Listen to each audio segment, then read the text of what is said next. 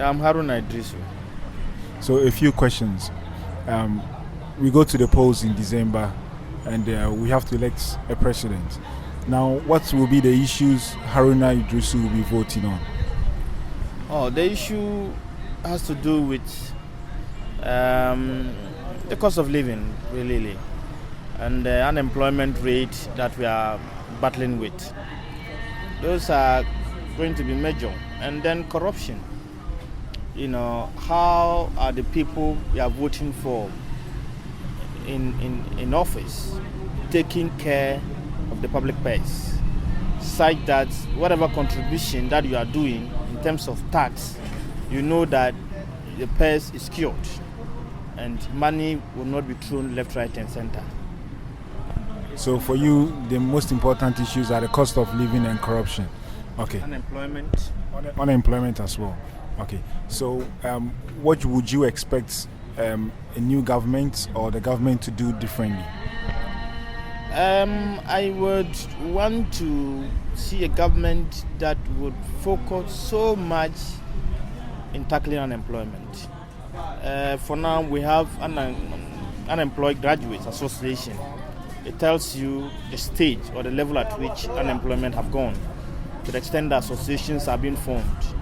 And especially in the part of this country where we have rural urban migration, that people leave the north to the south to sleep, at the mercy of the weather.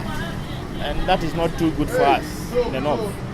We want government to focus on creating employment, creating factories that will employ our people. Majority of people here are into agric. And so if attention is given to the agric sector to develop it to its fullest capacity, to a very large extent, it will stop the rural urban migration and people will have work to do. This kaya thing will stop. This rural urban drift would equally stop, and the cost of living would go down. That actually brings me to my next question. I mean, we have rural urban migration from the north to the south is very huge. We have low literacy rates and whatnot. What, in your views, are the problems facing northern Ghana?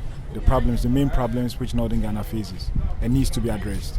Yeah, like you mentioned, the illiteracy is one key aspect of it. To a very large extent, you see this conflict that we have here and there.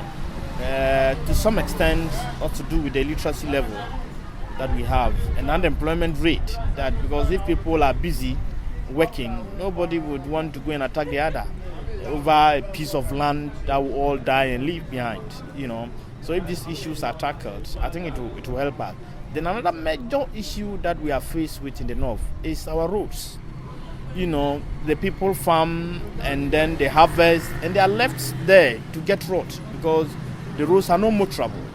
If they can tackle the roads, I think it will help us as a nation. Okay, a final question, final comments. December 2012 is going to be a really tight election, like the analysts say. It's going to be a tough one and will probably be very close.